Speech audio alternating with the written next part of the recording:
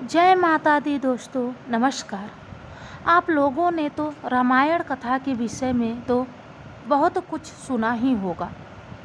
आज हम बात कर रहे हैं राजा जनक ने अयोध्या नरेश दशरथ को सीता के स्वयंवर में क्यों नहीं आमंत्रित किया था, इसके पीछे कारण क्या था। आज के कथा के माध्यम से हम जानेंगे। राजा जनक के शासनकाल में एक व्यक्ति का विवाह हुआ था। वह पहली बार बहुत सज संवर कर अपने ससुराल जा रहा था, तो रास्ते में उसको एक जगह दलदल मिला जिसमें एक गाय फंसी थी जो लगभग मरने के कगार पर थी। उसने उसे बचाने का विचार किया, पर थोड़ी देर में विचार आया कि गाय तो कुछ देर में मरने वाली है तथा कीचड़ में जाने पर मेरे कपड़े तथा जूते खराब हो जाएंगे। उसके मन में दिमाग में विचार आया, अतः उसने गाय के ऊपर पैर रखकर आगे बढ़ गया। जैसे ही वह आगे बढ़ा, गाय ने उसे श्राप दे दिया कि जिसके लिए तू जा रहा है उसे देख नहीं पाएगा, यदि देखिएगा तो वह मृत्यु को प्राप्त हो जाएगी। गाय ने ऐसा श्राप देकर तुरंत दम तोड़ दिया। अब वह व्यक्ति अपार दुविधा में फंस गया और गौ शाप से मुक्त होने का विचार करने लगा। ससुराल पहुंचकर वह दरवाजे के बाहर घर की ओर पीठ करके बैठ गया और यह विचार करने लगा कि यदि पत्नी पर नज़र पड़ी तो कहीं अनिष्ट ना हो जाए। परिवार के अन्य सदस्यों ने उसको घर के अंदर चलने का काफ़ी अनुरोध किया, किंतु वह नहीं गया और न ही किसी को रास्ते में घटित घटना के बारे में बताया।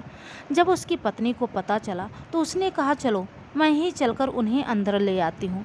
और पत्नी ने उसे अंदर चलने के लिए अनुरोध किया, पर वह चुप रहा।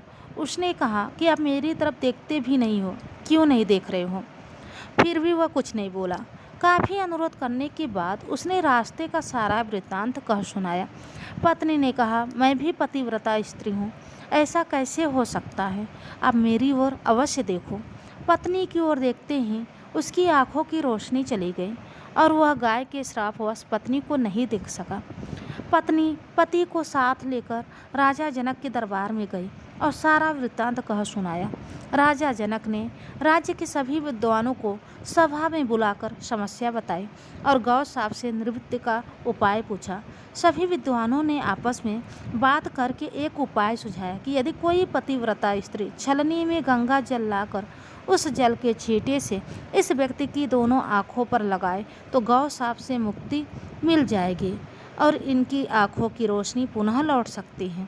राजा ने सबसे पहले अपने महल के अंदर की रानियों सहित सभी स्त्रियों से पूछा, तो राजा को सभी के पतिव्रता होने में संदेह सूचना मिली। अब तो राजा जनक चिंतित हो गए। तब उन्होंने आसपास के सभी राजाओं को सूचना भेजी कि उनके राज्य में यदि कोई पतिव्रता स्त्री है तो उसे सम्मान सहित राजा जनक के दरबार में भेजा जाए।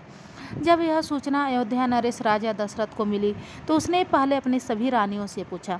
प्रत्येक रानी का एक ही उत्तर था कि राजमहल तो क्या, आप राज्य की किसी भी महिला, यहाँ तक कि काम करने वाली बाई से भी पूछोगे तो वह पतिव्रता ही पाओगे। राजा दशरथ को इस समय अपने राज्य की महिलाओं पर आश्चर्य हुआ और उन्होंने राज्य की दासी को बुला भेजा और उसके पतिव्रता होने के बारे में पूछा। उस महिला ने स्वीकृति में गर्दन हिला दी।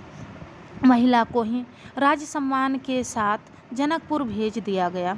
राजा जनक ने उस महिला का पूर्ण राजसी ठाट बाट से सम्मान किया और उसे समस्या बताई। महिला ने कार्य करने की स्वीकृति दे दी। महिला छलनी लेकर गंगा किनारे गई और प्रार्थना की, हे गंगा माता, यदि मैं पूर्ण पतिव्रता हूँ तो गंगा जल की एक बूंद भी नीचे नहीं गिरनी चाहिए। प्रार्थना करके उसने गंगा जल को छलनी में पूरा भर लिया और पाया कि जल की एक बूंद भी नीचे नहीं गिरी और पानी से भरी छलनी को लेकर राज दरबार में आ गई।